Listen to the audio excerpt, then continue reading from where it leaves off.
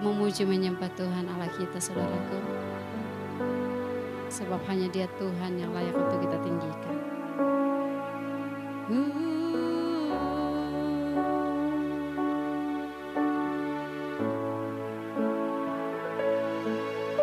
Setiap janji-Mu Tuhan tersimpan dalam lubuk hatiku.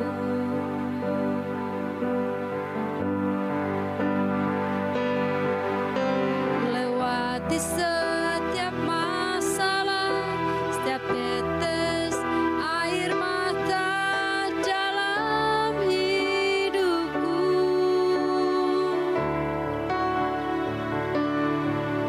Janji-Mu menopang hidupku, kasih-Mu menuntun langkahku dalam setiap waktu. Penolongku yang aku percaya. Sekali lagi. Setiap janji-Mu Tuhan tersimpan dalam lubuk hatiku.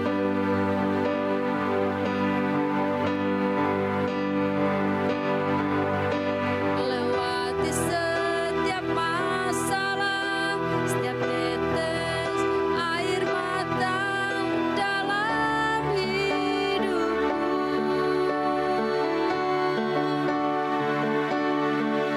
Janji-Mu menopang hidupku, kasih-Mu menuntun langkahku dalam setiap waktu. Penolongku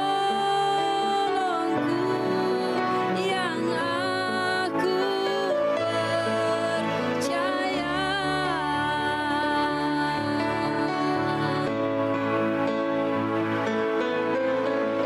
Terima kasih buat kasih setiamu. Penyertaan-Mu sempurna, janji-Mu tak pernah terlambat menolongku.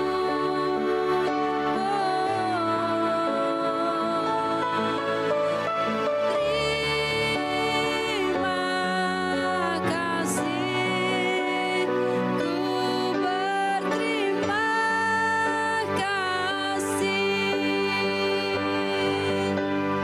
buat kasih setiamu di dalam hidupku. Ajar kami untuk senantiasa mengingat akan segala kebaikan-Mu Tuhan dalam hidup kami. Haleluya. Setiap janji-Mu Tuhan tersimpan dalam lubuk hatiku.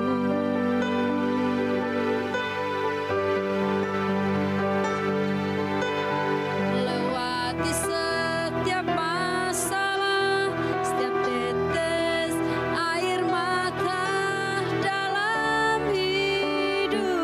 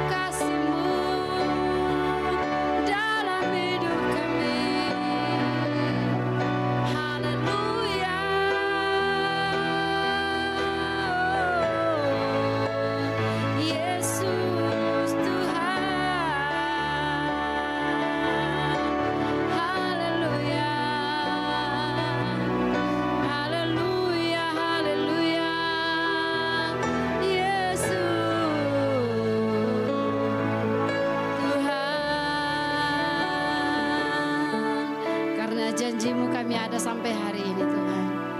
Karena janji-Mu kami boleh menikmati berkat-berkat yang daripada Engkau Tuhan. Bahkan karena janji-Mu Tuhan, kami boleh diselamatkan sampai hari ini. Terima kasih Tuhan. Haleluya. Aku percaya janji-Mu ya dan amin. Kasih-Mu setia di dalam hidupku. Aku percaya anugerah-Mu besar, lebih dari semua yang dapat kupinta. Mari yang percaya dengan janji Tuhan dalam hidup kita, nyanyikan. Aku percaya janji-Mu ya dan amin. Kasih-Mu setia di dalam hidupku. Amin. Aku percaya anugerah-Mu besar, lebih dari semua yang dapat kupinta. Sekali lagi nyanyikan dengan iman. Aku percaya janji-Mu ya dan amin. Kasih-Mu setia di dalam hidupku. Aku percaya anugerah-Mu besar, lebih dari semua yang dapat kupinta. Lebih dari semua yang dapat kupinta. Lebih dari semua yang dapat kupinta.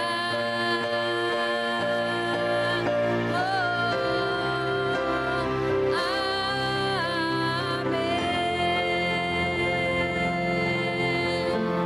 Saya persilakan pada hambanya.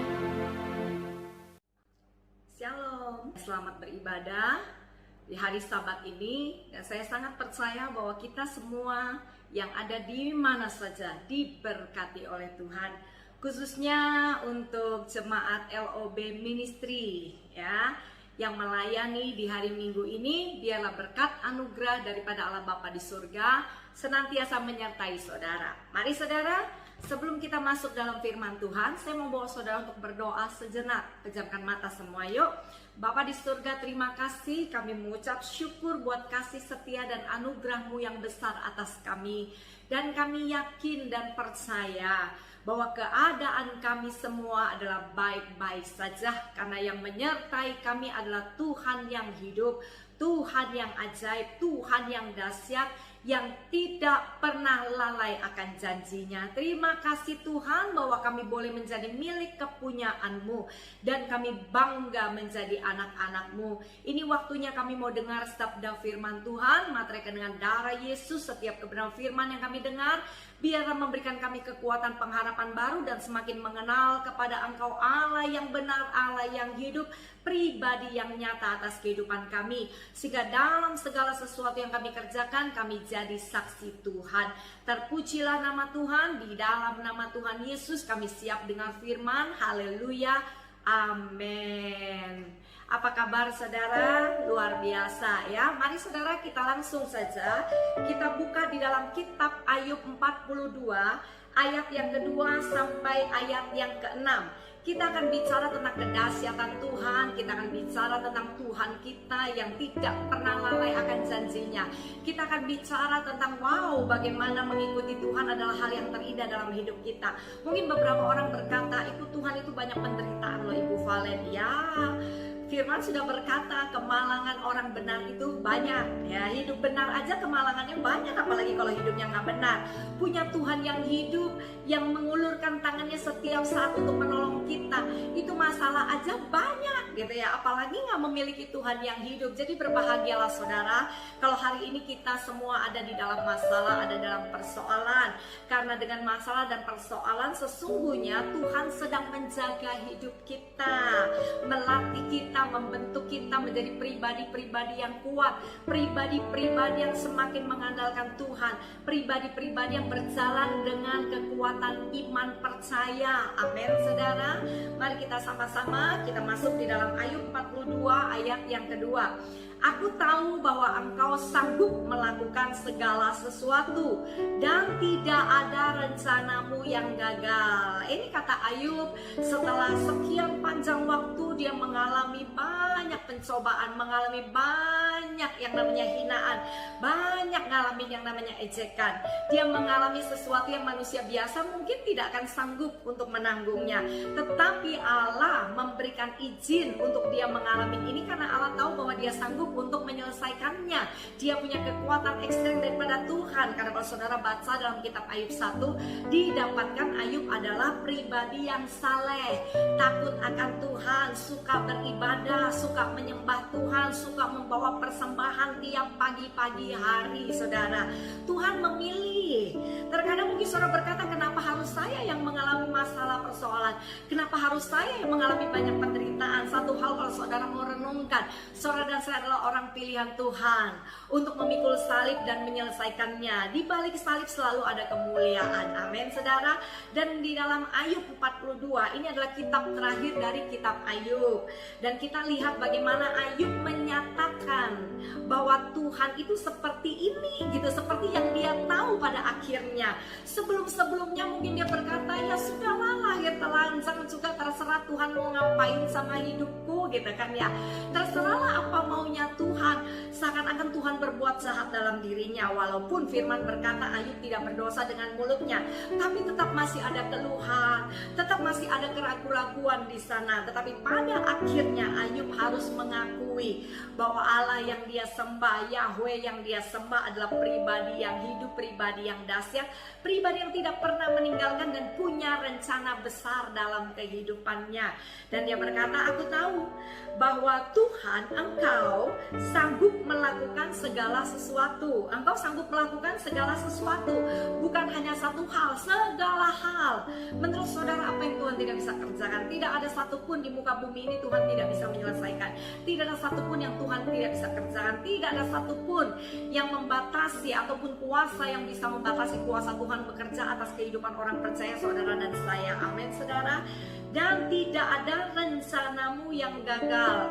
Berarti Ayub mau berkata, oh, kehidupan yang buruk, kehidupan yang menderita, sakit, penyakit, kematian, ya, kemiskinan ternyata tidak bisa menghalangi rencana Tuhan yang dahsyat, yang ajaib dalam kehidupannya. Sebuah pemulihan double porsi terjadi dalam kehidupan Ayub pada saat dia tetap memegang bahwa Tuhan itu adalah pribadi yang ada bersama dengan dia. Amin saudara.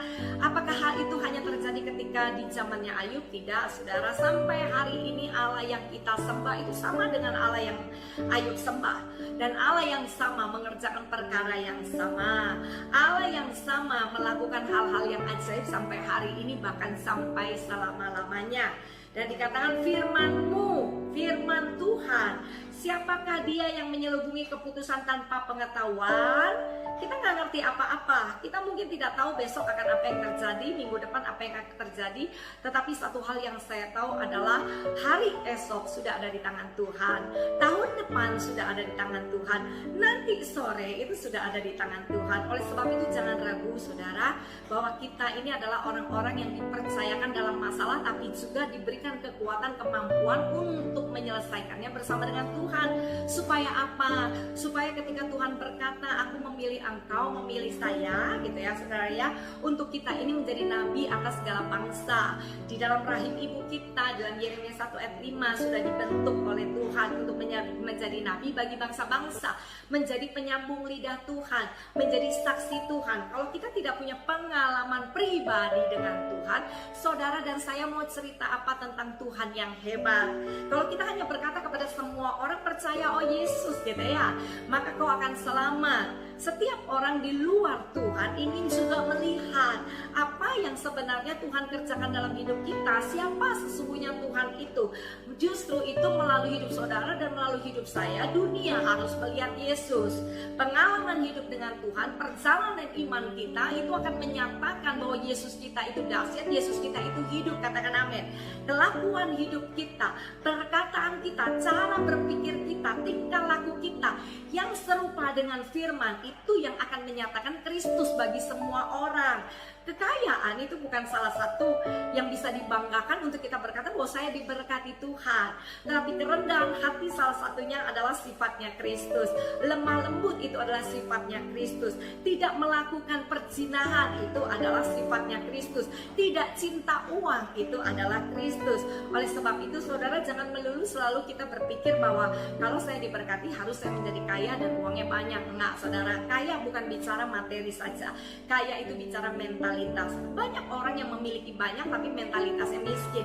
Untuk memberi mereka takut, ya kan? Untuk memberi mereka takut miskin. Untuk mereka melakukan perpuluhan, mereka juga berpikir buat apa tuh juga dengan kerja keras saya diberkati Tuhan. Amin saudara. Jadi kita mulai belajar untuk memiliki persepsi yang benar, pengertian yang benar tentang apa itu yang namanya berkat, apa itu juga yang namanya kedahsyatan dan keajaiban yang Tuhan kerjakan dalam hidup kita. Saya mau katakan sampai hari ini kita sudah alami banyak kedahsyatan. Di masa pandemi ini aja kita masih bisa bernafas, masih bersuka cita, masih bisa makan, itu anugerah, katakan amin. Bisa melayani, saya masih bisa berkhotbah, saya masih bisa jadi berkat, itu adalah anugerah. Banyak hal yang kita tidak sadari dari satu perkara-perkara yang kecil. Kalau kita mau renungkan, kita syukuri, kita akan melihat betapa hebat, betapa baiknya, betapa dahsyatnya Tuhan dalam hidup kita. Amin saudara. Mari kita lanjutkan. Firman-Mu, siapakah dia yang menyelubungi keputusan tanpa pengetahuan? Itulah sebabnya tanpa pengertian aku telah bercerita. Aku nggak ngerti apa-apa, kata Ayub, sehingga aku ngomong aja pokoknya apa yang ku mengerti sepengetahuanku. Sama dengan kita, sepengetahuan kita. Tetapi percayalah, hari lepas ke sehari Tuhan akan menuntun kita kepada pengenalan yang semakin dalam lewat peristiwa hidup kita.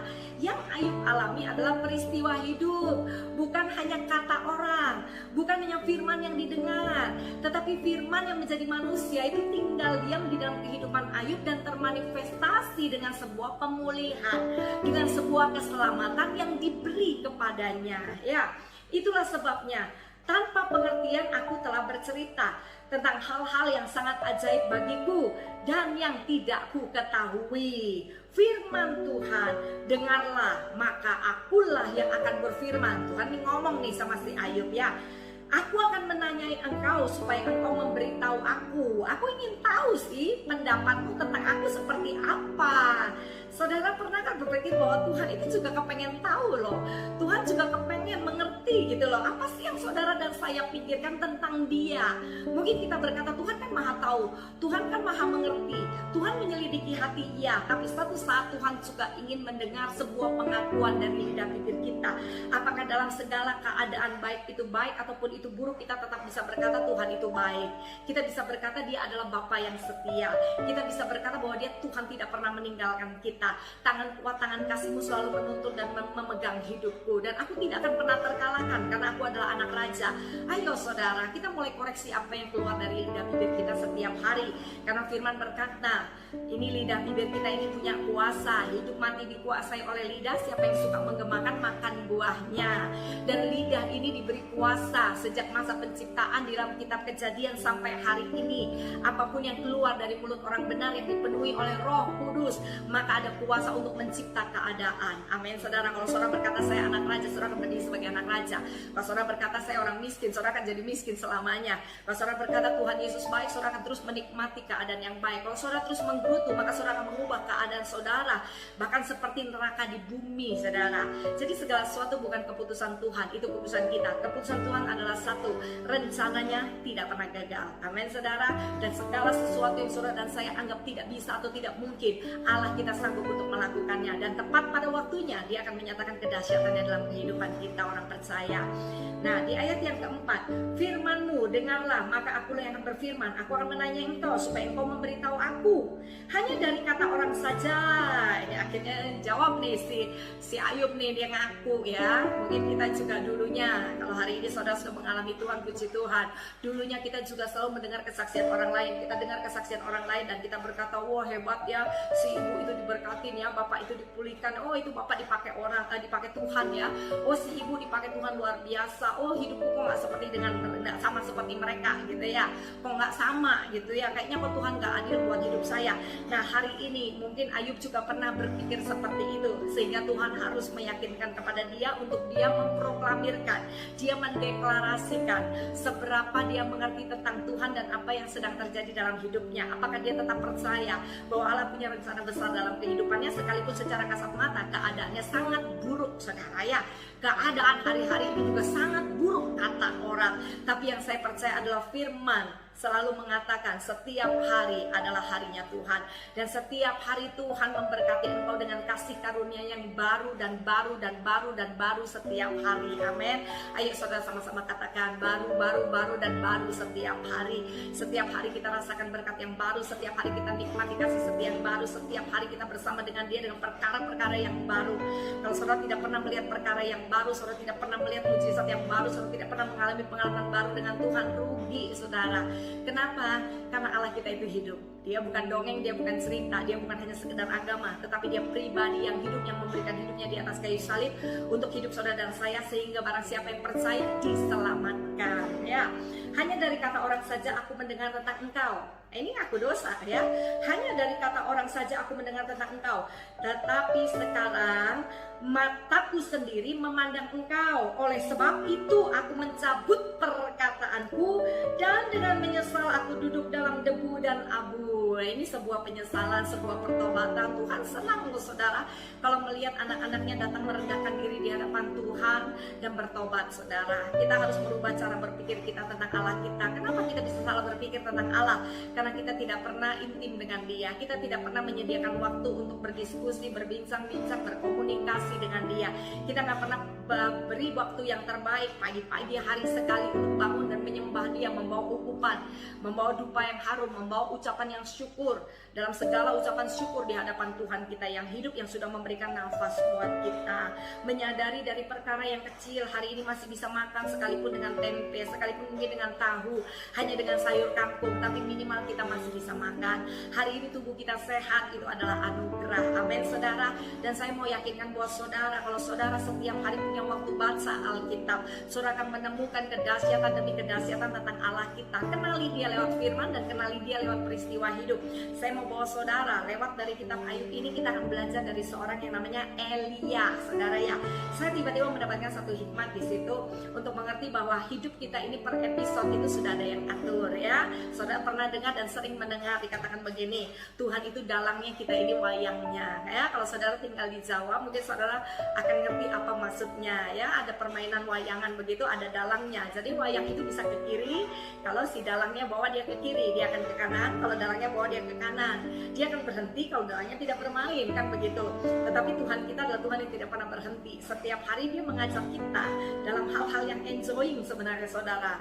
Mungkin kita berkata apa, enjoy setiap hari penuh dengan air mata, masih bisa menangis, itu luar biasa saudara. Ada yang disebut detox ilahi. Kalau saudara dan saya masih bisa menangis, ada racun-racun dalam jiwa kita sedang dikeluarkan. Kalau saudara merasa tertekan, artinya apa saudara? Saudara harus benar-benar mengalahkan tekanan itu dan keluar sebagai pemenang. Saudara juga pernah dengar dan sering mendengar yang namanya, kalau saudara melihat ya, ada satu proses proses buah anggur untuk menjadi sari anggur itu tidak mudah, saudara. Itu harus dimasukkan ke dalam baki-baki besar. Kalau saudara lihat mungkin di Belanda dan di daerah tertentu yang mereka memproduksi buah-buah anggur dan untuk menjadikan sari anggur itu dimasukkan ke dalam gentong besar, saudara ya. Kemudian ibu-ibu yang badannya besar-besar gitu ya, mereka pakai kaos kaki atau pakai plastik di kaki mereka masuk ke gentong itu dan anggurnya itu akan diinjak-injak dan itu rasanya sakit, saudara. Ada tekanan yang akhirnya anggur itu harus mengeluarkan cairan-cairan sarinya dan sari itu dijual mahal, saudara. Begitu juga dengan hidupmu dan hidup saya. Terkadang ada tekanan-tekanan yang membuat sari manis itu keluar, anggur baru itu keluar, saudara.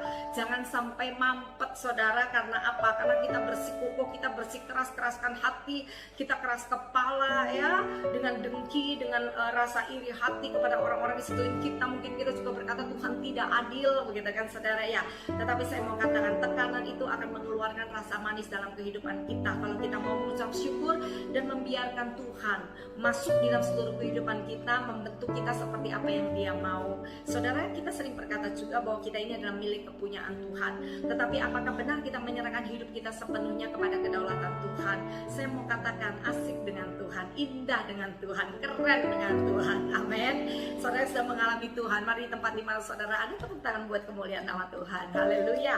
Nah, saudara, kita masuk di dalam 1 Raja-Raja ayat 17 ya. Kita lihat di sini 1 Raja-Raja ayat 17. Raja-Raja 17, 1 Raja-Raja 17 ayat 1. Dikatakan di situ, lalu berkatalah Elia orang Tisbe dari Tisbe Gilead kepada Ahab, demi Tuhan yang hidup, Allah Israel yang kulayani, sesungguhnya tidak akan ada embun atau hujan pada tahun-tahun ini, kecuali kalau kukatakan. Hebat loh, saudara. Ya, di dalam Yakobus juga berkata bahwa Elia adalah manusia biasa, tetapi ketika dia sungguh-sungguh berdoa, maka doanya itu besar kuasanya. Ketika dia berdoa, hujan tidak turun. Dan inilah kejadiannya, saudara. Ahab adalah raja Israel pada saat itu, dan dia berbuat jahat di mata Tuhan dengan menikahi Isabel, membangun banyak berhala dan mendukakan hati Tuhan. Hatinya tidak lagi tertuju kepada Tuhan, tetapi kepada istrinya dan berhala-berhala buatan istrinya itu, gitu ya. Karena istrinya adalah dari golongan orang-orang yang menyembah kepada berhala, tidak menyembah kepada Allah Yahweh yang hidup. Nah, saudara, pada saat itu tinggal satu-satunya nabi yang benar adalah Elia. Kalau saya mau katakan dia benar, gitu kan. Semuanya toleransi dengan dosa, semuanya toleransi dengan penyembahan berhala. Tapi hanya Elia yang tidak mau toleransi. Satu kali Yahweh tetap Yahweh untuk selama-lamanya. Satu kali Yesus tetap Yesus untuk selama-lamanya. Percaya Yesus ada pribadi yang hidup, memberikan hidupnya di kayu salib untuk kita, untuk selama-lamanya. Hanya dalam nama Yesus di bawah kolong langit ini setiap orang yang percaya diselamatkan. Amin, saudara. Nggak bisa digantikan nanti hari Minggu kita ke gereja, hari Minggu kita dengar firman, Senin sampai Sabtu kita mabuk, Senin sampai Sabtu kita merokok, Senin sampai Sabtu kita berzina, Senin sampai Sabtu kita berkelahi, Senin sampai Sabtu kita memfitnah orang, Senin sampai Sabtu kita iri hati, dengki dan berbuat jahat. Hari Minggu kita bertobat lagi, gitu kan ya. Janganlah, saudara. Tuhan adalah Maha Kasih, tetapi Tuhan adalah Allah yang tidak bisa dipermainkan. Dia adalah Allah yang adil. Dia akan menaruh hukumnya kepada barang siapa yang terus melanggar firman-Nya. Saya tidak berkata bahwa Allah itu jahat, tetapi Allah akan memberikan yang mendidikan. Supaya apa? Supaya kita ini terlahir bukan menjadi pribadi-pribadi yang picisan ataupun murahan. Karena kita dibayar lunas di kayu salib, kita adalah anak-anak kerajaan surga. Harga kita mahal. Harga kita ini mulia, saudara. Kata Yesaya 43 ya, saudara ya. Kita ini mulia di hadapan Tuhan dan di hadapan manusia. Jangan buat hidup kita jadi murahan. Nah, begitu juga pada zaman Elia, tinggal satu-satunya nabi yang bisa dipercaya sama Tuhan, yang bisa diberikan yang namanya kuasa, itu hanya Elia. Dia orang benar. Dan ketika satu saat Tuhan ingin menyatakan dirinya kepada orang Israel, Tuhan tidak menyatakan kepada mereka dengan berkat. Tuhan menyatakan kepada mereka dengan satu peristiwa bahwa di Israel tidak akan turun hujan selama 3 tahun, saudara. Dan 3 tahun tidak turun hujan. Yang bernubuat siapa? Yang berkata-kata siapa? Elia, manusia biasa, tetapi dia dikenal seorang nabi. Dan dia berkata, demi Tuhan yang hidup, Allah Israel yang kulayani, sesungguhnya tidak akan ada embun atau hujan pada tahun-tahun ini, kecuali kalau kukatakan. kecuali kalau aku yang ngomong. Wah, ini hebat loh saudara. Bisakah saudara menangkap sesuatu di sini, bahwa roh yang ada di dalam Elia adalah roh Tuhan yang hidup, itu ada di dalam engkau dan saya. Kalau aku katakan hidupku berkelimpahan, maka akan berkelimpahan. Kalau aku berkata aku akan melayani Tuhan sepanjang umur hidupku, maka Tuhan akan pakai aku sampai nanti dia datang. Kalau aku berkata anak cucuku tidak akan minta-minta roti, maka anak cucuku tidak akan minta-minta roti. Kalau aku berkata bahwa hidupku beruntung, maka hidupku beruntung. Kalau aku berkata Allahku dahsyat, Allahku luar biasa, kedahsyatan, keajaibannya terjadi dalam hidupku, maka itulah yang akan terjadi saudara. Jadi apa yang keluar dari lidah kita itu yang menentukan siapa diri kita dan apa yang akan terjadi dalam hidup kita. Saudara jangan bangga hanya memiliki label Kristen saudara ya, karena Alkitab tidak mencatat orang Kristen diberkati. Hanya orang benar dan orang percaya, mereka adalah orang-orang yang berhak untuk menerima janji-janji Tuhan. Begitu juga dengan Elia, ketika dia berkata seperti ini, apakah itu terjadi? Terjadi saudara. Israel tidak mendapat embun, Israel tidak mendapatkan hujan. Tetapi saudara harus coba renungkan, Elia ada di mana? Ada di sana pada saat itu. Elia juga tinggal di daerah ini, dan Elia akan juga mengalami kondisi yang sama seperti kita berkata pandemi, seluruh dunia mengalami, anak Tuhan pun mengalami, yang percaya dan tidak percaya Tuhan pun mengalami, ya kan? Dari golongan kulit hitam, kulit putih juga mengalami, dari mata besar, mata kecil juga mengalami, rambut lurus, rambut keriting juga mengalami saudara. Orang kaya, orang miskin juga mengalami. Pandemi tidak bisa hanya satu golongan disebut pandemi, karena seluruh dunia mengalaminya. COVID-19 saudara, yang akhirnya kita menjadikan alasan karena COVID kita jadi seperti ini, kita hidup menderita. Karena COVID kita nggak bisa bekerja, karena COVID kita nggak bisa pelayanan, karena COVID kita nggak bisa berdoa, karena COVID kita mengalami tekanan. Padahal sebelum COVID-19 muncul juga hidup kita penuh dengan tantangan dan masalah. Karena hidup itu adalah peperangan. Toh kita menang sampai hari ini karena kita punya Allah yang sudah memberikan kemenangan besar dalam hidup kita. Amin saudara.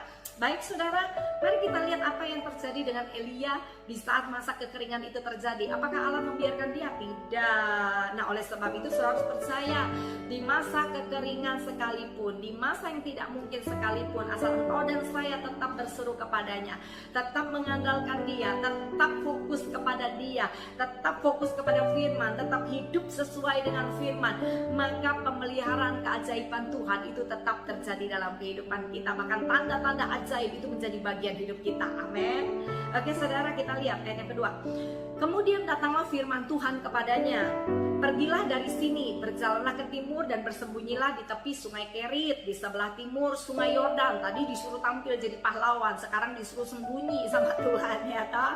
Ih, rasanya perintah Tuhan itu nyakitin daging gitu ya. Rasanya kok perintah Tuhan itu tidak sesuai dengan keinginanku. Disitulah kita belajar sebuah ketaatan. Terkadang perintah Tuhan itu bertentangan banyak dengan apa yang kita inginkan, bertentangan banyak dengan daging kita. Tetapi belajar untuk percaya, untuk taat saudara, karena ketaatan itulah yang membebaskan hidup kita. Saudara mau pelayanan hebat juga, nyanyinya bagus juga, seakan-akan surga akan bergetar kalau kita menyembah begitu ya, tapi tidak disertai dengan ketaatan sama dengan bohong ya kan. Pelayanan di mimbar bagus, tapi ketika Tuhan bilang perhatikanlah keluargamu, perhatikan rumah tanggamu, perhatikan suami, perhatikan istrimu, perhatikan anak-anakmu, kau abaikan, tetapi selalu berkata jiwa nggak ada gunanya. Ketika satu saat seseorang datang ke rumahmu dan mendengarkan perkataan yang kasar, kau tidak akan jadi berkat. Nama Tuhan bukan dipermuliakan, dipermalukan. Mulailah dari Yerusalem, yaitu keluarga. Jadilah berkat di sana dan alami kedahsyatan Tuhan. Amin saudara. Setelah itu kau keluar dari negerimu, yaitu rumah tanggamu ya, keluarga kecilmu ini, kemanapun kau pergi, kau bisa menceritakan Tuhan ya, kau bisa menceritakan kebaikan kedahsyatan Tuhan lewat keluarga kecil ini dulu saudara ya. Kalau keluarga itu berhasil, keluarga kecil berhasil, maka ketika kau ada dalam gereja, kau bisa membawa kebahagiaan di dalam gereja secara gedung besar dan bersama dengan jemaat-jemaat Tuhan. Setelah itu kemanapun kau pergi, baik orang percaya dan tidak percaya, ketika mengenal saudara, mereka bisa menyaksikan kasih setia Tuhan dalam kehidupan saudara. Dan apa yang saudara ceritakan tentang Tuhan akan membuat banyak orang mengalami sukacita, sekalipun mereka tidak kenal Allahmu, mereka tidak kenal Allah saya, tapi mereka bisa berkata, ini sebuah keajaiban Bu. Apakah Ibu Valencia mendengar? Ya, ketika saya menceritakan perbuatan tangan Tuhan yang ajaib, ajaib kepada beberapa orang yang belum percaya bahwa Yesus itu Tuhan, tapi mereka bisa mengakui bahwa Tuhan itu ajaib, itu peristiwa yang ajaib. Amin saudara ya. Pergilah dari sini, disuruh pergi, berjalanlah ke timur dan bersembunyi di tepi sungai Kerit di sebelah timur sungai Yordan. Ngapain sih Tuhan suruh ke sana? Engkau dapat minum dari sungai itu. Ternyata itu sungai belum kering kan, kalau masih permulaan. Jadi di sanalah Tuhan kasih dia minum. Disitulah Tuhan akan perintahkan burung gagak untuk kasih dia makan, sesuatu yang tidak mungkin, tetapi Tuhan jadikan mungkin. Dan burung-burung gagak telah kuperintahkan untuk memberi makan engkau di sana. Lalu ia pergi dan dia melakukan seperti firman Tuhan. Ia pergi dan diam di tepi sungai Kerit di sebelah timur sungai Yordan. Pada waktu pagi dan petang burung-burung gagak membawa roti dan daging kepadanya, dan ia minum dari sungai itu. Dia minum dari sungai Kerit ya, dan dia juga diberi makan oleh burung gagak. Kenapa burung gagak bisa begitu taat? Karena kalau saudara lihat di ayat 4 dikatakan telah kuperintahkan. Kalau Allah tidak memberikan perintah, burung gagak akan makan tuh dagingnya sendiri dan roti itu sendiri ya kan. Tetapi karena Tuhan sudah kasih perintah, artinya segala suatu kejadian hidup kita ada kedaulatan Tuhan di sana. Oleh sebab itu jangan putus asa, jangan bimbang, jangan ragu, dan jangan sombong seakan-akan kau lebih mampu daripada Tuhan ya. Kejadian hidup kita ikutin aja Tuhan mau bawa kita kemana, asal iman kita tidak menjadi luntur, tidak menjadi bimbang, maka kita akan mendapatkan keajaiban itu seperti yang dialami oleh Elia. Dan dia ada di sana dari pagi malam, dia akan makan dari seekor burung gagak yang memberikan dia daging dan roti, dan dia minum dari sungai Kerit. Apakah cukup sampai di sana saja? Apakah air yang ada di sungai Kerit tidak akan pernah bisa habis? Berjalan dengan waktu karena tidak ada hujan, tidak ada embun ya, benar-benar berhenti hujan di negeri itu, sungai itu jadi kering. Apakah Allah berhenti tidak memelihara kehidupan seorang yang bernama Elia ini? Tidak. Saudara kalau perhatikan di 1 Raja-Raja 17 itu ada dua kisah yang sebenarnya berbeda. Yang tadi bicara tentang Elia dengan burung gagak ya kan. Kalau saudara masuk di ayat yang ke-7 dan seterusnya, kita akan menemukan bahwa di situ ada seorang janda yang diperintahkan Tuhan. Berarti Tuhan tidak pernah kehilangan akal untuk menolong saudara dan saya. Tuhan tidak pernah yang namanya kehilangan karya untuk melakukan sesuatu yang membuat saudara dan saya wow terpesona dengan Tuhan. Betul apa betul ya? Mari kita lihat. Tetapi sesudah beberapa waktu, ayat yang ke-7, sungai itu menjadi kering sebab hujan tiada turun di negeri itu. Maka datanglah firman Tuhan kepada Elia. Ada perintah yang kedua. Yang penting kalau Tuhan kasih perintah, nurut. Kalau Tuhan sudah bicara lewat firman Tuhan, ayo dengerin, lakukan. Kalau dia suruh bertobat, ya bertobat. Kalau dia suruh lakukan, ya lakukan. Gitu loh saudara ya. Maka datanglah firman Tuhan kepada Elia. Bersiaplah, pergi ke Sarfat yang termasuk wilayah Sidon dan diamlah di sana. Ketahuilah, aku telah, yang kedua kalinya ya, sejak masa kekeringan, aku telah memerintahkan seorang janda untuk memberi engkau makan. Sesudah itu ia bersiap lalu pergi ke Sarfat. Setelah ia sampai ke pintu gerbang itu, tampaklah di sana seorang janda sedang mengumpulkan kayu api. Ia berseru kepada perempuan itu, katanya, cobalah ambil bagiku sedikit air dalam kendi supaya aku minum. Janda ini kaya atau miskin sih? Janda ini miskin, nggak punya apa-apa. Dia pergi cari kayu bakar dengan nanti ada segenggam tepung dan kemudian ada segenggam juga minyak. Ada minyak sedikit, ada sedikit daripada tepung. Dia akan buat roti, kasih makan anak-anaknya, kemudian dia berkata, kami akan mati gitu ya.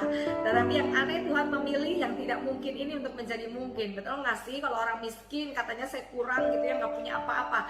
Tapi Tuhan perintahkan Elia untuk pergi ke sana, bukan kepada janda yang kaya, tapi janda yang miskin ini, supaya Allah bisa menyatakan dirinya. Inilah saya pribadi yang kau ragukan, tetapi aku adalah Tuhan yang melakukan perkara yang dahsyat dalam hidupmu. Elia tidak ragu. Kenapa saya bisa berkata Elia tidak ragu? Karena dia mentaati, dia pergi ke sana. Dan dia tiba-tiba mendengar ya kan, cuman sedikit tepung, sedikit minyak. Setelah kita bikin roti, anakku makan, kita akan mati karena gak ada makanan lagi. Tapi Elia karena dia percaya Allah yang beri perintah kepada perempuan ini, Elia berani minta makan sama wanita ini. Dan dia cuma bilang, bikinkan gua dulu roti deh gitu ya, bikinkan saya roti. Ya, Tapi apa yang terjadi ketika wanita ini juga taat? Nah, jadi yang memberi ketika juga taat, yang akan diberi juga mentaati perintah Tuhan untuk menuju ke area yang sebenarnya tidak mungkin, begitu ya. Termasuk kita orang-orang yang melayani, nggak usah takut. Saudara dan saya adalah hamba Tuhan, duta kerajaan surga. Justru jangan utang, jangan minta-minta. Bapak-bapak, ibu-ibu, kita yang ada di ladang pelayanan adalah orang-orang yang spesial, diberkati Tuhan. Kita akan dijaga Tuhan sepanjang iman tidak menjadi goyah, tetap melayani Tuhan dengan sungguh, dan jangan gantikan hak kesulungan itu dengan semangkuk kacang merah ya. Jangan dikit-dikit duit, dikit-dikit duit aja isinya. Pelayanan duit. Pelayanan itu pengabdian, tahu ya kan, gitu ya. Jadi yang mengikuti Yesus juga jangan kalau datang kepada Tuhan kita berdoa hanya minta. Ayo coba lihat Tuhan itu baik, Tuhan penuh kasih, Dia setia sampai hari Dia tidak pernah meninggalkan kita. Sejahat-jahatnya kita, Dia tetap setia, Dia menjaga hidup kita. Amin. Dan Elia minta makan dengan si perempuan janda. Apakah perempuan janda tidak memberikan? Diberikan, saudara. Dan yang terjadi adalah tepung tidak habis-habis, minyak nggak habis-habis, dan beberapa saat mereka masih bisa makan tanpa ada yang namanya kelaparan. Jadi yang menerima berkat diberkati, yang memberi berkat juga diberkati oleh Tuhan. Ini bicara tentang apa? Kehidupan kita dijaga Tuhan. Saudara mungkin berkata, Ibu Van, apa pengalaman Ibu selama pandemi? Saya mengalami satu keajaiban yang seperti saya khotbahkan hari ini ya, saudara. Hari ini saya bawa firman ini di rumah baru saya yang saya sudah pernah saksikan ya. Itu adalah pergumulan saya 13 tahun menjadi kontraktor, kontrak sana kontrak sini, dari peristiwa hidup di mana Tuhan bawa dalam pembentukan demi pembentukan untuk saya mengenal siapa Tuhan yang sesungguhnya.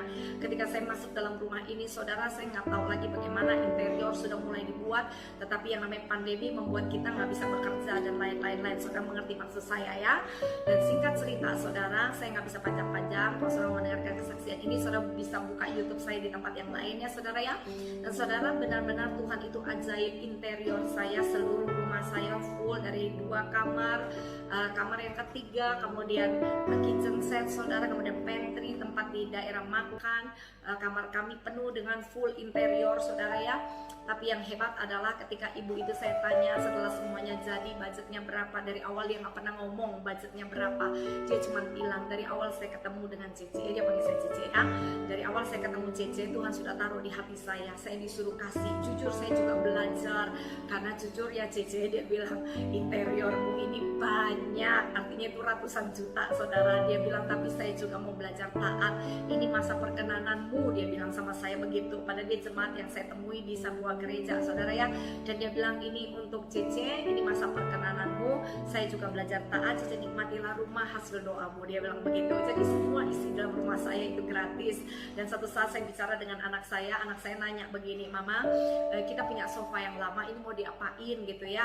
Katanya mau ganti yang minimalis, yang warnanya krem gitu. Saya bilang nanti aja, karena dananya belum ada, kita masih banyak harus keluarkan dana, belum lagi interior harganya berapa. Waktu itu saya nggak tahu kalau akan gratis, saudara. Tiap hari jantung saya deg-degan, Tuhan.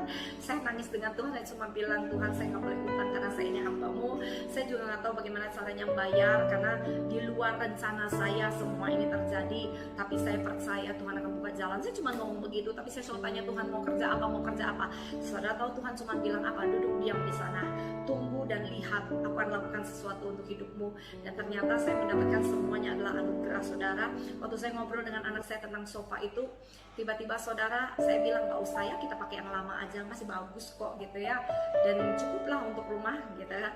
Ternyata anak saya cuma bilang, oke mami, nanti kalau sudah dana aja kita ganti. Besok harinya saudara, ada seorang ibu, dia WA saya, dia nggak tahu kalau saya ini lagi butuh sofa, saudara ya.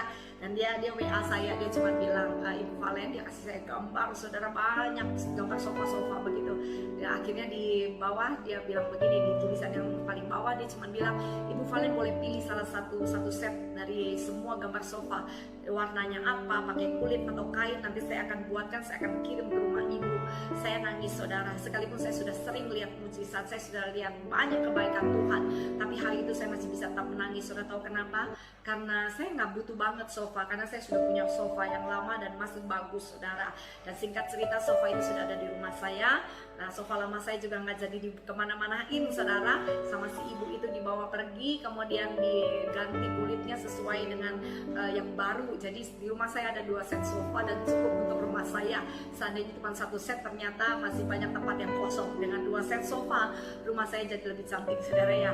Ada yang datang mengirim korden, mereka pasang korden dan mereka bilang no rupiah. Nah saudara, ini luar biasa. Dalam masa pandemi saya masih melihat keajaiban Tuhan. Kalau saudara bicara makan minum, saya sampai gemuk, saudara ya. Saya sampai kenyang untuk makan dan minum, tidak akan pernah kekurangan. Saudara harus yakin dan percaya, ini bukan hanya bicara jasmani. Kalau hidup kita saja dibeli dengan darahnya untuk kita makan, kita pakai, Allah lebih lagi melakukan itu untuk hidup kita. Terima kasih saudara. Kalau saudara harus bilang sama Tuhan thank you, thank you, thank you ya.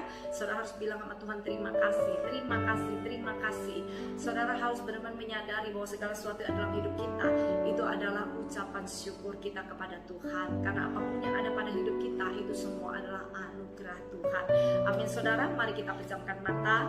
Bapak terima kasih, hamba-Mu selesai. Tapi aku yakin dan percaya setiap firman, setiap sharing kesaksian yang hamba-Mu boleh berikan, biarlah kemuliaan Tuhan saja yang dinyatakan.